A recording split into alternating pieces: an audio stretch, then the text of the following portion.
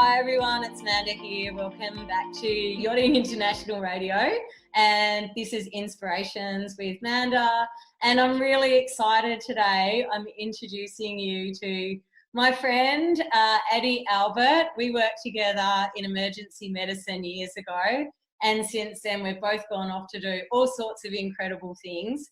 And Eddie's done some really amazing things. So he's a doctor and he works in extreme medicine, as you know, something I'm really passionate about. However, without further ado, Eddie, I'll let you introduce yourself. Who are you? Where are you? What are you doing? Thank you, Mandy. Yes, so I'm a medical doctor, perhaps with a difference. From an Australian perspective, which is where I am now, I'm what's known as a rural or remote generalist. Which is another way of saying a bit of a jack of all trades.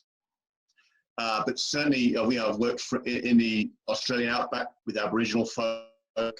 I've worked in the voluntary capacity in the Himalayas. I've worked down in Antarctica with our National Antarctic Research Program. And right now, I'm about as far away or far removed from where you are, Amanda, in that I'm actually in the biggest ski resort in the Southern Hemisphere, which, believe it or not, is in Australia. We do have mountains that go up to 2,200 meters. We have quite a few ski resorts and a lot of keen Aussie skiers. And normally people from around the world will come here and ski in the off season, as it were. So yeah, I work in the medical clinic here, fixing up, patching people who blow themselves up on the ski slopes, on their snowboards, or on their skis. Amazing. And I hear you've had a bit of a dump there recently. How's the snow? Yeah, I suppose if you're somewhere like Fernie or Hokkaido, the idea of getting 95 centimeters of snow over 3 or 4 days really doesn't actually excite you. But when you live somewhere where it's relatively warm, mild, sort of maritime influence on our mountains, to get that sort of dump, we're pretty excited. The snow's been so silky. I was backcountry yesterday. The day before yesterday, just on my own. Nobody else around, some steep turns, first tracks, silky snow. It's like, this is amazing. So we get it sometimes. Yeah, we do. I love Perisher. And I think you're playing it down a bit. You also do some amazing work with the Flying Doctors. Is that correct?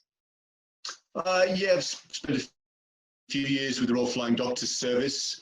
So I guess for people around the world, there's not many first world countries. It's really only Australia and Canada that have a kind of first world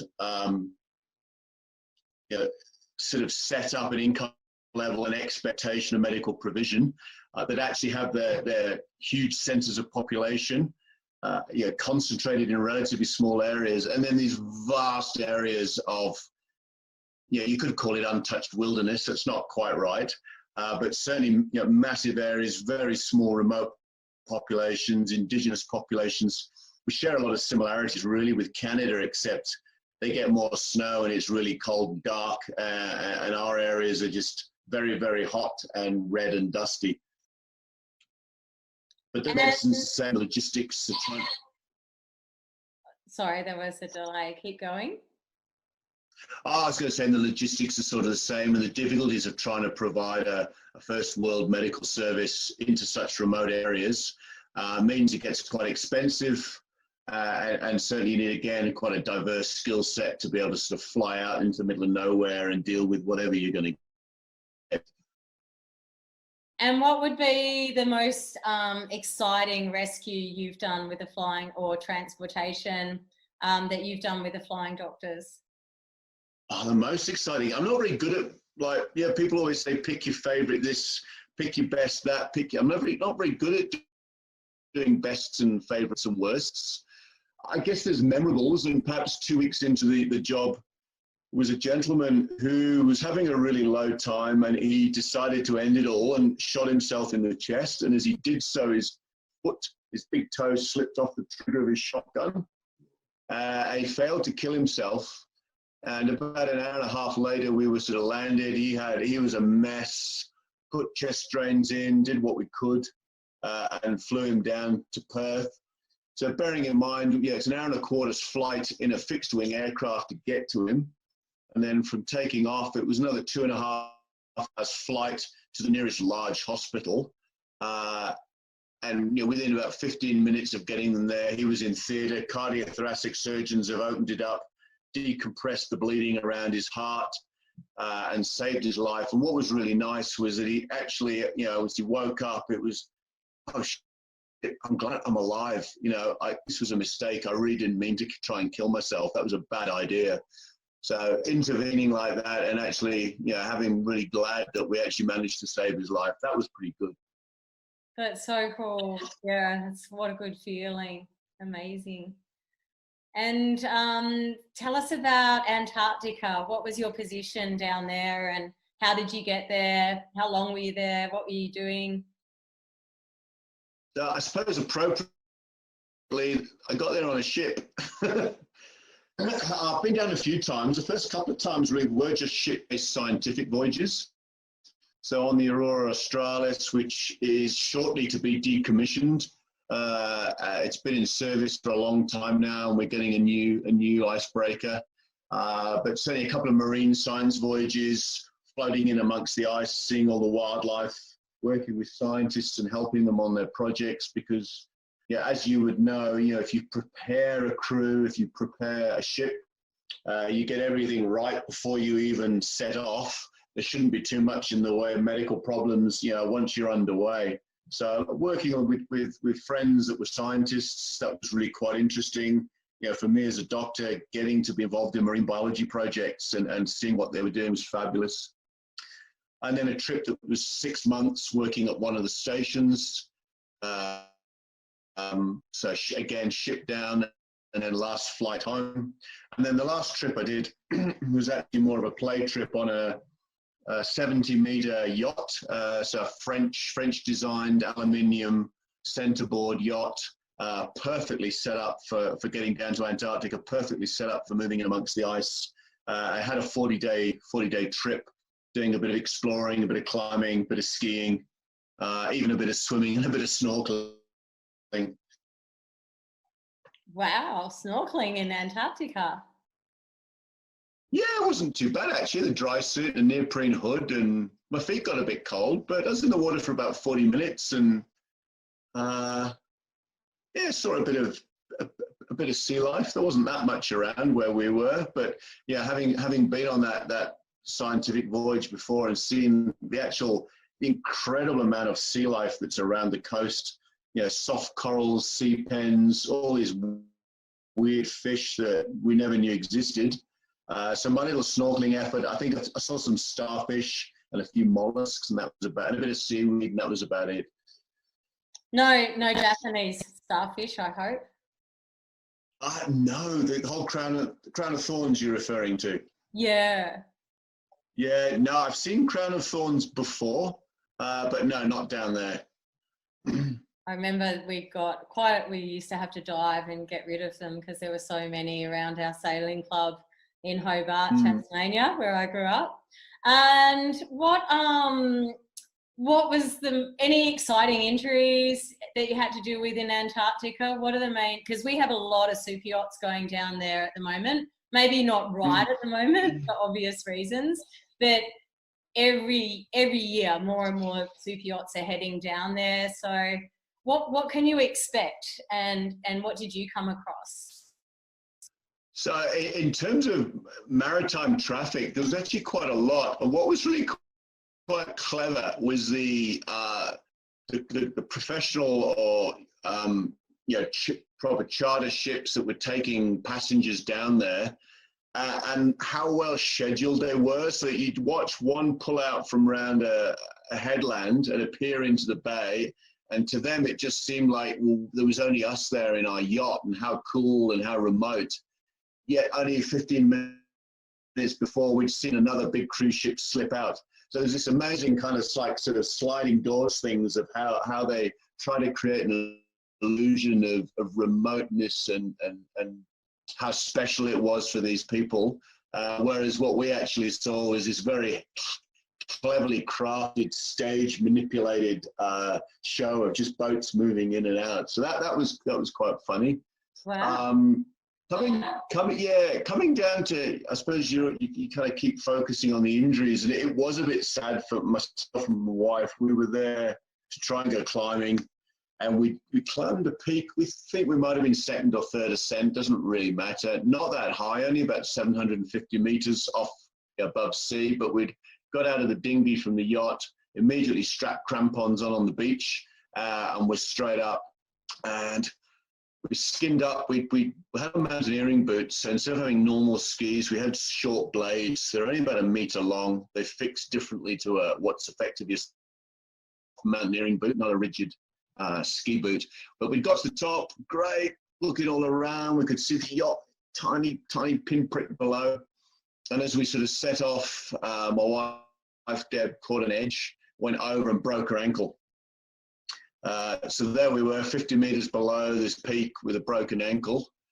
And to me, I think two things: you can overcomplicate medicine in a remote environment, whereas you should actually be trying to simplify things. You know, exactly what she'd done didn't really matter. She just couldn't get up. There's no x-rays, there's no diagnosis. It was can't get up. Ankle's probably broken. Yeah, that's all you really need to know. So the focus is then like, what do we do next? Not faffing around with the patient so much. And the other thing was the utility of having decent painkillers.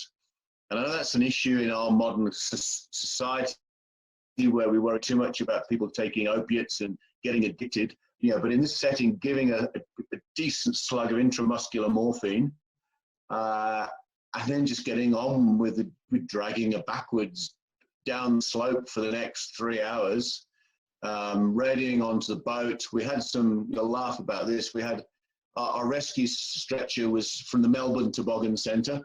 We had a couple of little toboggans that were about 4 feet long that we thought we could use as pulks for putting our equipment on and dragging behind us, or if we needed it, we had a rescue sled.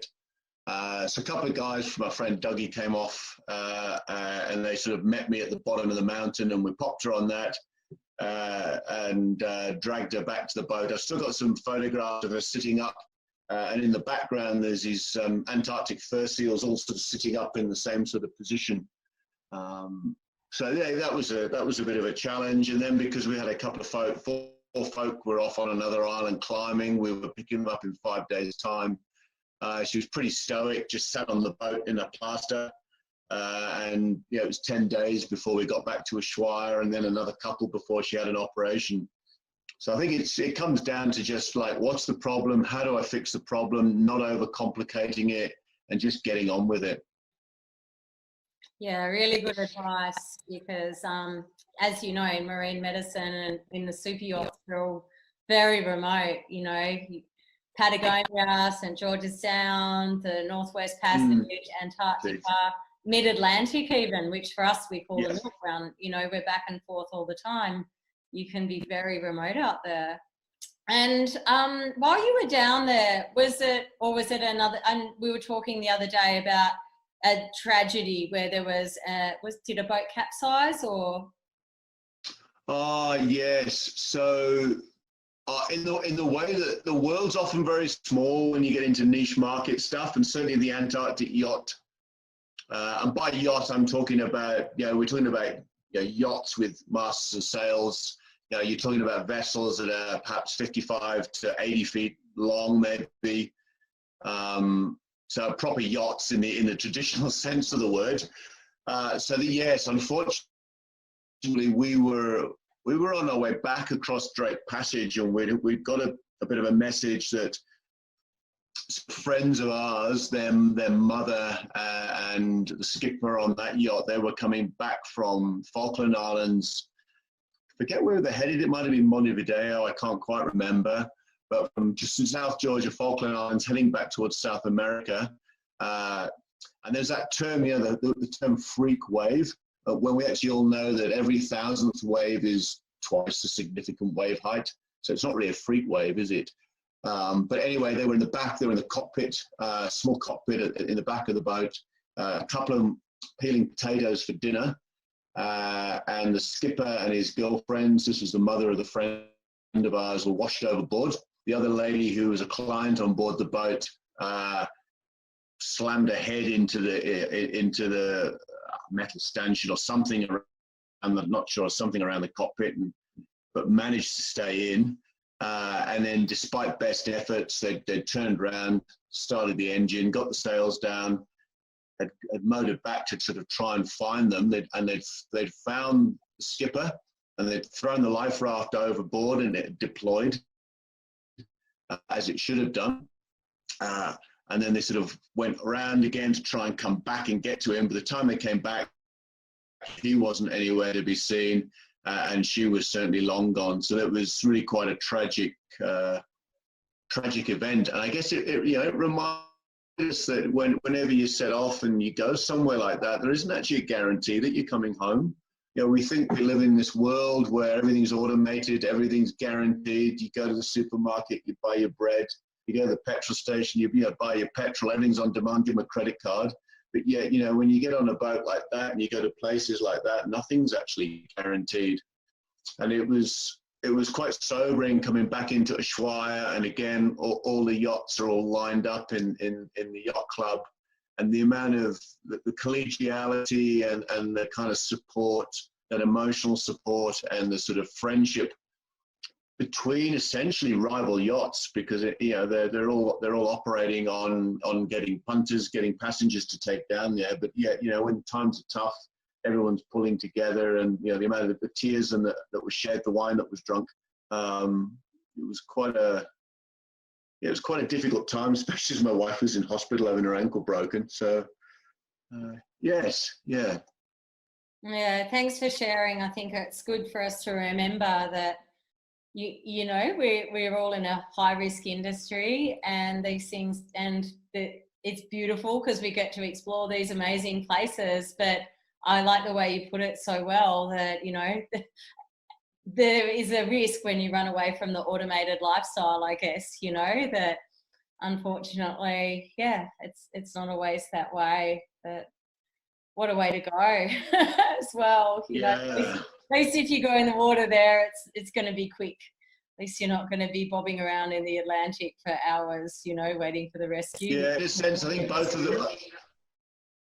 Yeah, I think both were in the late 60s or early 70s. I can't quite remember. And it was sort of like, well, at least they've had a good life. And it was like, no, I don't want to die in my late 60s. No, that's not good enough. But I guess they died doing what they loved. Exactly. I've got I know a lot of friends that don't wear life jackets in the Southern Ocean, because when they go in, they want it to be forever. They just think, well, if I'm going in, I'm going in. What do you think about that?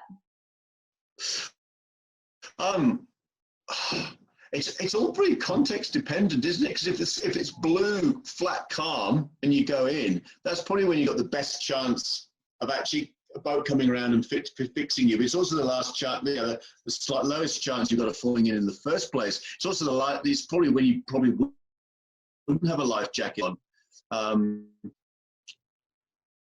Tethers, I guess, are the other issue, aren't they? If you're going up onto the foredeck and things are pretty rough. We had one downwind sail where the wind really picked up beyond what we expected, and for some reason, and I wasn't, it's not my yacht, I wasn't in charge, but for some reason we didn't have any lanyards or any tethers on board the boat.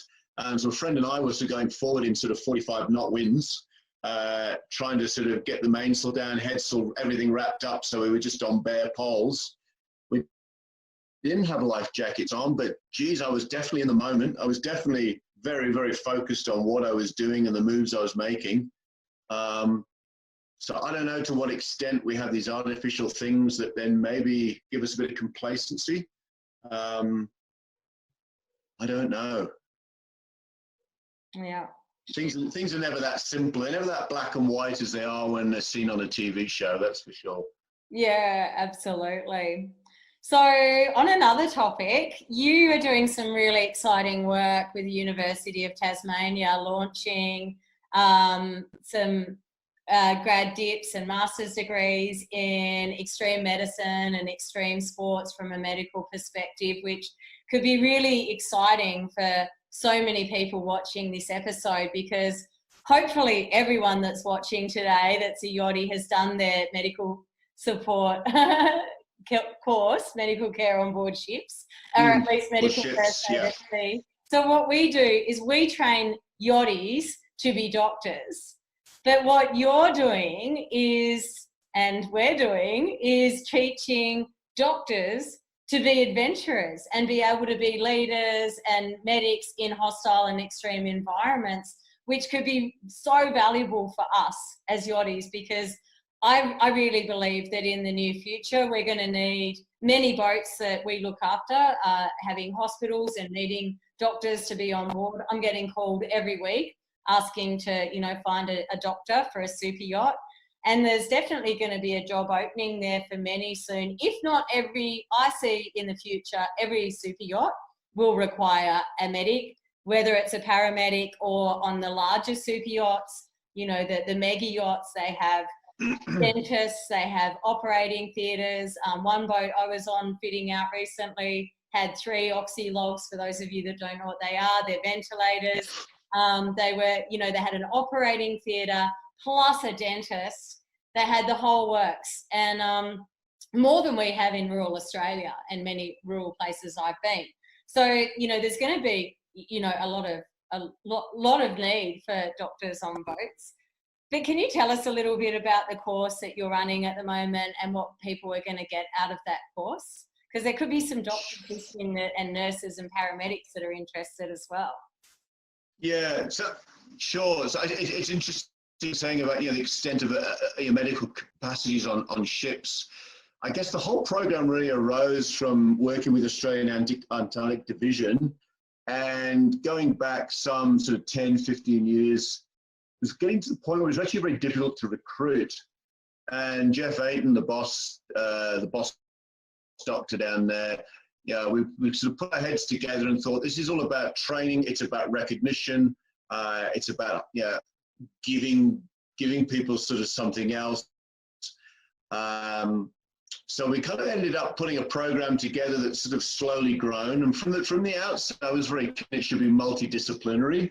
Because when you look at how healthcare is provided in different remote and extreme environments, it involves not just doctors, it involves nurses, paramedics.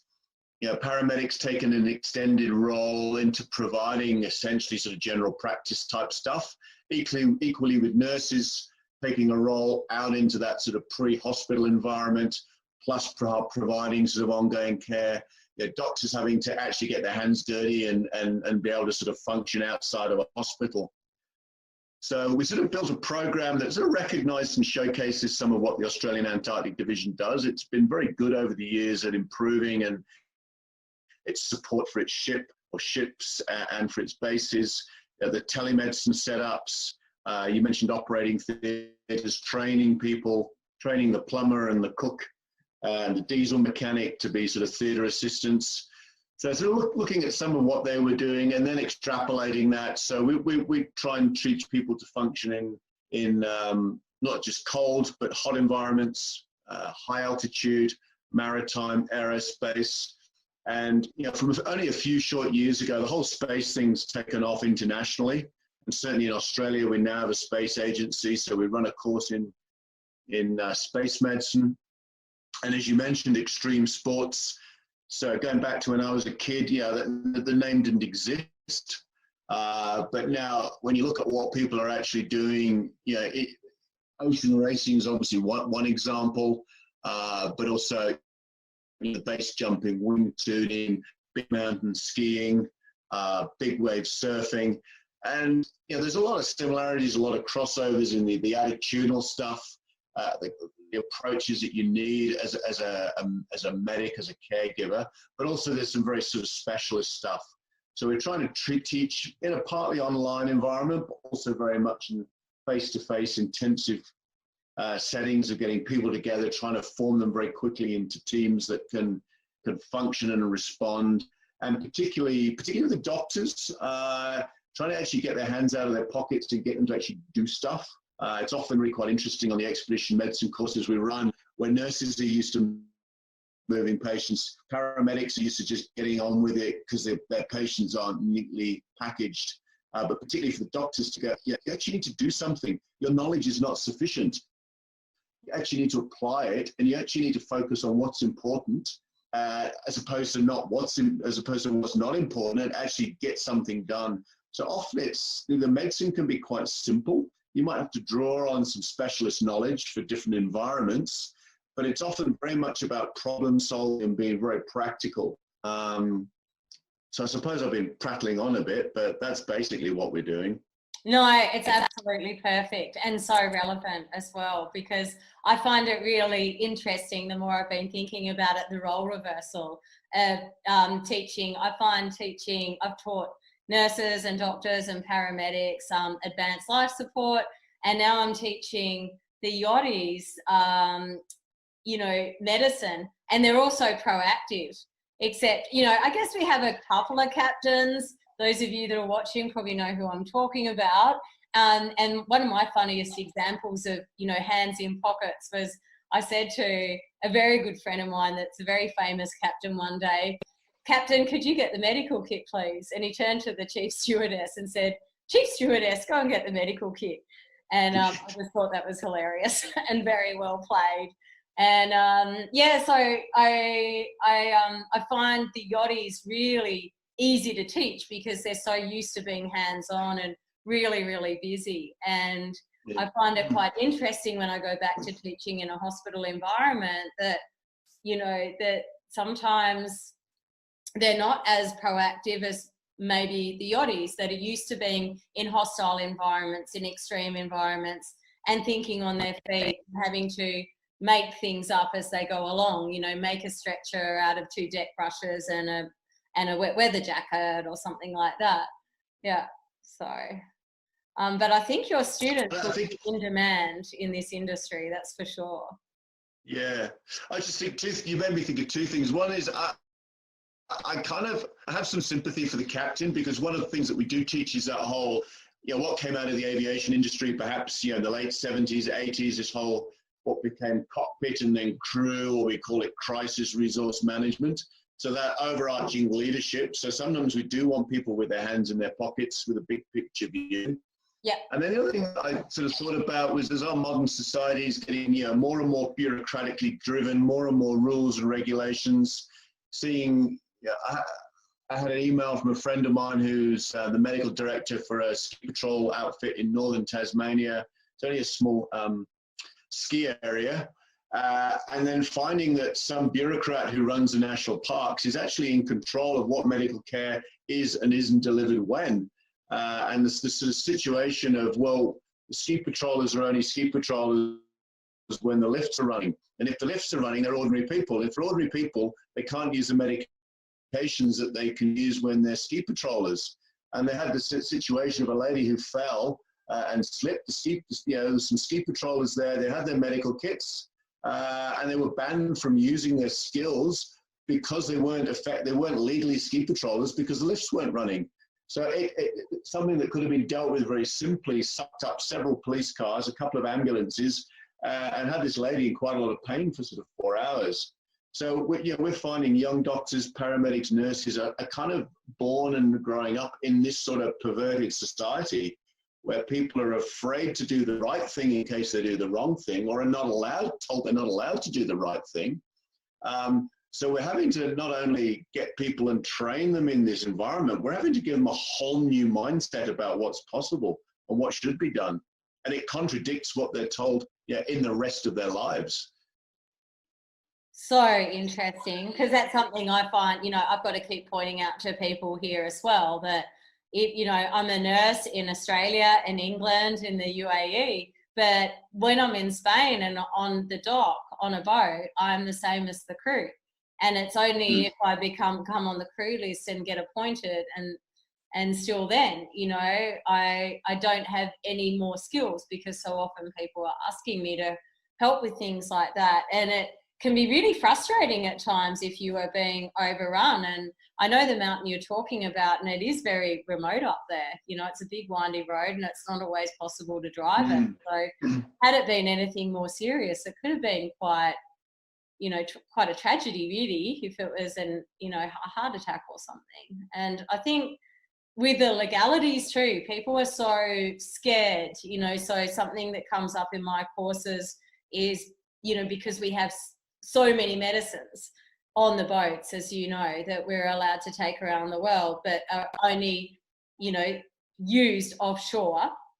And for anything else, we're supposed to take them to a local hospital, which often might be outfitted with the supplies we have. You know, the hospital I took a friend to in Vanuatu didn't even have sheets for the beds, you know. And once again, we're coming down to this legal framework of, are we allowed to assist or not, you know? And when the students I teach on yachts have all this training and they've done a couple of weeks of really intensive practice and they can rattle off all the drugs we use, they know how to use their kits really well, they have quite sufficient kits in their car, and they come across a bike accident, you know, which we come across regularly here in Mallorca where I'm based, and they're not able to really give assistance in the way they're trained, because we train them in remote medicine, which is beyond basic first aid.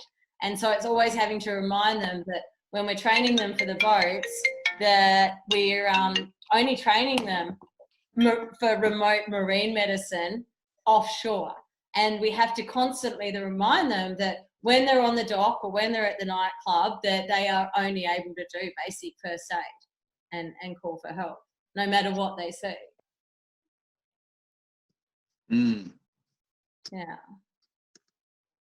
So one last thing, how do you get your head into leadership? If you're in a really crazy environment, say, let's use the ankle, because dealing with a loved one, many of us are in that situation when we're on boats. We work really closely together and we've been together for years. How did you cope, and how do you cope when you're in, you know, small groups of people that you've been training with for expeditions and someone gets injured? How do you get back in the game and get that medical hat on, so to speak, to deal with the situation pragmatically? I think there's probably at a few levels. I mean, clearly you've got to have the knowledge skill set, but then beyond that, it's and that's often a relatively simple thing. And I think it's around being calm. So after I did my training, did my rural general practice training in Scotland, I ended up being in academic jobs for a while. Long story short, I hadn't done much acute medicine, much emergency stuff for a few years. And I decided, actually, I wanted to go back into that. And I had some anxiety about that. And, yeah, I wasn't lying awake at night. But it was sort of, well, you know, when you see somebody who's short of breath, sweaty, you know, things looking like pretty icy, it does get your heart rate up. Or I guess, you know, you can extend that into a setting on a ship or a cliff face, or, you know, there's enough going on that it gets your heart rate. A deliberate decision that I would always pretend to be calm and always pretend to know what I was doing. Yeah. And I think that sort of worked well, is to deliberately portray this sense of calm outwardly. It makes everybody else around you much calmer. It creates some space. You know, there's rarely anything that needs to be done right now. You know, there's not much in them that can't wait a few minutes. And I remember doing some training when the Royal Flying Doctors, every year we'd have to do some simulations, a simulated patient maybe out on a cattle station or a small remote nursing post, and they'd make them really hard. I remember, I was with one nurse who was pretending to be she was the trainer, pretending to be the remote area nurse. We had the plastic mannequin doing whatever he or she was doing, trying desperately to die.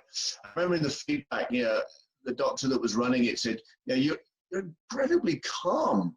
And it's not necessarily because I knew exactly what I was doing all the time, or not necessarily because I felt calm, but if you can actually exude that calmness, it, you know, buys you some space, makes other people behave differently, they behave better. And I think it works really well. So that deliberately cultivating calmness, I think, would be one big message for anybody. Love it. Absolutely. Yeah. I come back to the Dr. ABC there, just in a mindset way. You know, D for danger, don't flip out. Just keep it together, have a breath. You know, am I going to respond or react, you know, and just, you know, and I find just saying that Dr. ABC for me just helps me just stop, breathe and have a moment to, as you so beautifully say, just, you know, give out the calmness. Yeah. I think maybe that, I don't know, but the people you've taught might say one way or another, but maybe there's this sense that somehow you and I as professionals know something different and do something different, and that somehow this Dr. ABC nonsense is what we teach everybody else, but we have some secret stuff that we do. Yeah. And you're quite right, we don't. And when things are getting difficult, or you can't quite understand why things aren't going the way you expect them to, or if you're not getting the improvement you expect from your treatment, that's exactly what you do. You just go right back to the beginning and go, okay, where are we at with A? Where are we at with B? Where, yeah, and we do that all the time. It is real. It's not just what we teach other people. Yeah, such a good reminder for everyone. And a reminder that, you know, nurses and doctors, especially doctors, are human too. And we actually have to consciously say, okay, this could get heavy. You know, there's huge waves coming over. It's blowing 60 knots and we're in 12-meter seas and someone's just broken their femur. Nothing has to happen in 1 minute. Let's just stop, make it calm, and do this together, you know, and calm the farm. And I can't emphasize that enough to students is, you know, it's the same when we go into a maneuver sailing. You know, you can be on a boat where everyone yells, or you can be on a quiet boat. And the quiet boat's always a lot more powerful and a lot more pleasant. Yeah. Well, thanks so much, Eddie. I know you've got powder to ski tomorrow and lives to save in the snow. Well, hopefully not, that you have to be at the hospital. So thanks so much for coming on the show. It's been really good having you here. Thank you. Thank you for having me. Such a pleasure. So everyone, this is Eddie Albert from Perisher Valley in the snow in Australia, and you've been watching Inspirations with Manda on Yachting International Radio. Thanks so much, and we'll see you next time.